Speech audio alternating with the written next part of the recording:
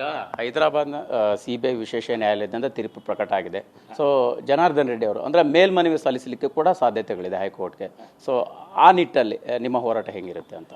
ನನ್ನ ಅಭಿಪ್ರಾಯದೊಳಗೆ ಈಗ ಆಗಿದೆ, ಎಲ್ಲರಿಗೂ ಗೊತ್ತಾಗಿದೆ.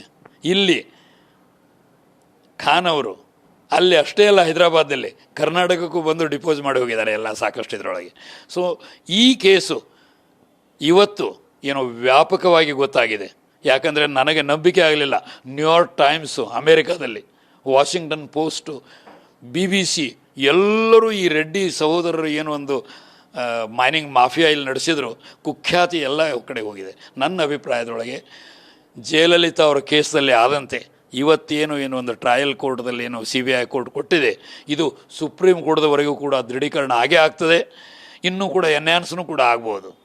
ಇದರೊಳಗೆ ನನಗೇನು ಸಂಶಯ ಇಲ್ಲ. ಆದರೆ eternal vigilance is the price of liberty ಅಂತ ನೀವೆಲ್ಲರೂ ನೀವೇನು ಅಧಿಕಾರದಲ್ಲಿರೋರಿಗೆ ಸತ್ಯದ ಕನ್ನಡಿ ಹಿಡಿತೀರಿ, ನಾವು ನಮ್ಮ ಪ್ರಯತ್ನವನ್ನು ಮುಂದುವರಿಸಬೇಕು. ಈಗ ಅವರು ಶಿಕ್ಷೆಯ ಪ್ರಮಾಣವನ್ನು ಕಡಿಮೆ ಮಾಡಬೇಕು ಅಂತ ಕೇಳ್ಕೊಳ್ತಾ ಇರುವಂಥ ಪ್ರಕ್ರಿಯೆ ಕೂಡ ಇದೆ. ಸೊ ನೀವೇನು ಹೇಳ್ತೀರಿ ಆ ವಿಚಾರ? ನನ್ನ ಅಭಿಪ್ರಾಯದೊಳಗೆ ಸಾರ್ವಜನಿಕ ಜೀವನಕ್ಕೆ ಹೋಗಿ ಪಬ್ಲಿಕ್ ಸರ್ವೆಂಟ್ ಆಗಿ, ಅವರೊಂದು ಮಿನಿಸ್ಟರ್ ಇರ್ಬೋದು, MLA ಇರ್ಬೋದು, MP ಇರ್ಬೋದು, ಅವರು ಮಾಡಬಾರ್ದ ವ್ಯವಹಾರಗಳನ್ನು ಮಾಡಿದಾಗ ಅವರು ಜವಾಬ್ದಾರಿಯಿಂದ ಸಂವಿಧಾನವನ್ನು, ಕಾಯ್ದೆಯನ್ನು ಎತ್ತಿ ಹಿಡಿದು ಅವ್ರದ್ದು ಕರ್ತವ್ಯ, ಯಾಕಂದ್ರೆ ಅದರ ಮೇಲಿಟ್ಟು ಶಪಥ ಮಾಡಿದ್ದಾರೆ. ಇಂಥವ್ರು ಮಾಡಬಾರ್ದು ಮಾಡಿದ್ರೊಂದು ದೃಢೀಕರಣ ಆದಾಗ ನನಗೆ ಶಿಕ್ಷೆ ಕಡಿಮೆ ಮಾಡಿ ಅನ್ನೋದು ಹೇಳೋದು ನನ್ನ ಅಭಿಪ್ರಾಯದೊಳಗೆ ಉಚಿತ ಅಲ್ಲ. ಸರ್, ಈಗ ಹಿಂದೆ ಕೂಡ ಅಂದರೆ ಜಡ್ಜಿಗೆ ಹಣ ಕೊಟ್ಟು ಅದನ್ನು ಅಂದರೆ ಒಂದು ಪ್ರಕರಣ ಕೂಡ ಆಗಿತ್ತು. ಸೊ ಅವ್ರಿಗೆ ಪ್ರಭಾವ ಇತ್ತು, ಅದನ್ನು ಬಳಸ್ಕೊಳ್ಳೋಂಥ ಪ್ರಯತ್ನಗಳು ಕೂಡ ಎಲ್ಲ ಆಗಿತ್ತಾ ಹೇಗೆ ಅನ್ನೋಂಥ ಸರ್?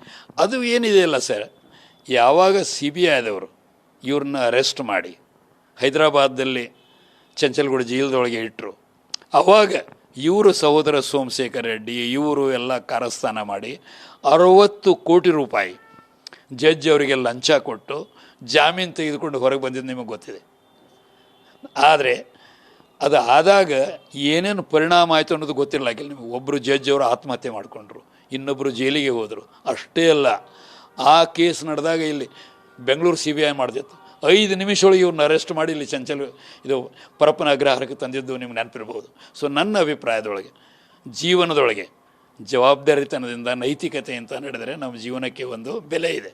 ಹಂಗೆ ಮಾಡಲಾರ್ದಾಗ ಏನು ಮಾಡಿದ ದುಡ್ಡು ಮಹಾರಾಯ ಅಂತಿದೆಯಲ್ಲ, ಅದು ಅವಶ್ಯವಾಗಿ ಆಗ್ತದೆ. ಸರ್, ಈಗ ಇನ್ನು OMC 1, 2, 3 ಎಲ್ಲ ಪ್ರಕರಣಗಳಲ್ಲಿ ತನಿಖೆ ಆದರೆ ಶಿಕ್ಷೆ ಪ್ರಮಾಣ ಆಗಿರ್ಬೋದು, ಮತ್ತು ಬೇರೆ ಯಾರಿಗೆಲ್ಲ ಶಿಕ್ಷೆ ಆಗುವಂಥ ಸಾಧ್ಯತೆಗಳು?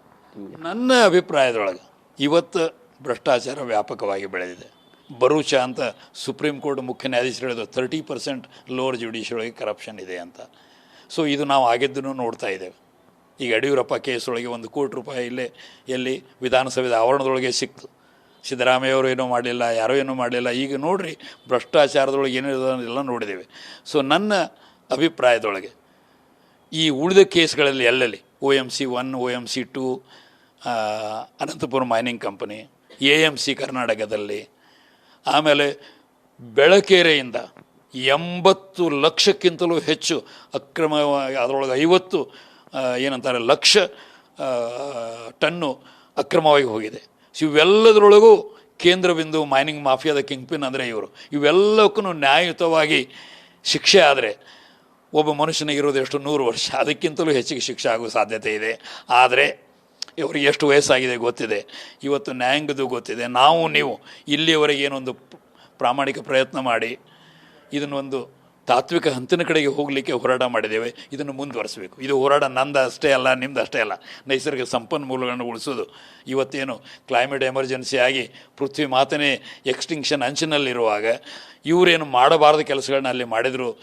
ಸಾಕಷ್ಟು ಜನರಿಗೆ ಏನು ತೊಂದರೆ ಆಯಿತು. ನನ್ನ ಅಭಿಪ್ರಾಯದೊಳಗೆ eternal vigilance is the price of liberty. ನೀವು ಜಾಗರೂಕರಾಗಿ ಇವೆಲ್ಲವೂ ತಾತ್ವಿಕ ಹಂತಿಗೆ ಹೋಗುವ ಹಾಗೆ ಪ್ರಯತ್ನ ಮಾಡಬೇಕು. ಈಗ ಶಾಸಕರಾಗಿದ್ದಾರೆ ಜನಾರ್ದನ್ ರೆಡ್ಡಿ ಅವರು. ಸೊ ಅವರ ಶಾಸಕ ಸ್ಥಾನ ರದ್ದಾಗುವಂಥ ನಿಟ್ಟಿನಲ್ಲಿ ಸ್ಪೀಕರ್ಗೆ ನೀವು ಯಾವ ರೀತಿ ಮನವಿ ಸಲ್ಲಿಸುವಂಥದ್ದು? ಸುಪ್ರೀಂ ಕೋರ್ಟ್ದ ಉತ್ಕೃಷ್ಟ ನ್ಯಾಯ ಇದು ಇದೆ, ಜಜ್ಮೆಂಟ್ಸು ಎಲ್ಲ. ಅಷ್ಟೇ ಅಲ್ಲ, ಇವರು ಇವತ್ತು ಯಾವ ಪಕ್ಷದಲ್ಲಿದ್ದಾರೆ? BJPಯಲ್ಲಿದ್ದಾರೆ. BJPಯ ಪ್ರಮುಖ ಪವರ್ಫುಲ್ ವ್ಯಕ್ತಿ ಅಂದರೆ ನರೇಂದ್ರ ಮೋದಿ. ಏನು ಹೇಳ್ತಿದ್ರು? ನಾ ಖಾವುಂಗ ನಾ ಖಾನೆ ದೊಂಗ ಅಂತ. ಇವತ್ತು ಅವರೆಲ್ಲರ ಸತ್ತು ಪರೀಕ್ಷೆ ಇದೆ. ನಾವು ಇವ್ರ ಮೇಲೆ ಅಷ್ಟೇ ಕಣ್ಣಲ್ಲ, ಅವರು ಯಾವ ರೀತಿ ಸುಪ್ರೀಂ ಕೋರ್ಟ್ದ ಏನೊಂದು ಜಜ್ಮೆಂಟ್ಸ್ ಆಗಿವೆ ಅದರ ಪ್ರಕಾರ ಇವರ MLAನ ರದ್ದು ಮಾಡೋದೇನದಲ್ಲ ಆ ಬಗ್ಗೆ ಅವರು ಕ್ರಮ ತೆಗೆದುಕೊಳ್ಳೋಂಥ ವಿಶ್ವಾಸ ಇದೆ. ಆದರೆ ನೀವು ಜಾಗರೂಕರಾಗಿರಬೇಕು. ಅಷ್ಟೇ ಅಲ್ಲ, ಪ್ರಭಾವಶಾಲಿ ಪಬ್ಲಿಕ್ ಒಪಿನಿಯನ್ನು, ಸಾರ್ವಜನಿಕ ಅಭಿಪ್ರಾಯವನ್ನು ಕೂಡ ಮೂಡಿಸಬೇಕು. Thank you sir. ಇದಿಷ್ಟು ಸಾಮಾಜಿಕ ಹೋರಾಟಗಾರ SR ಹಿರೇಮಠ ಅವರ ಮಾತಾಗಿರ್ತಕ್ಕಂಥದ್ದು. ಕ್ಯಾಮ್ರಾ ಪರ್ಸನ್ ಗಿರೀಶ್ ಜೊತೆ ಮಾಲ್ತೇಶ್ ಟೆಗ್ಗೇನ್, TV9 ಬೆಂಗಳೂರು.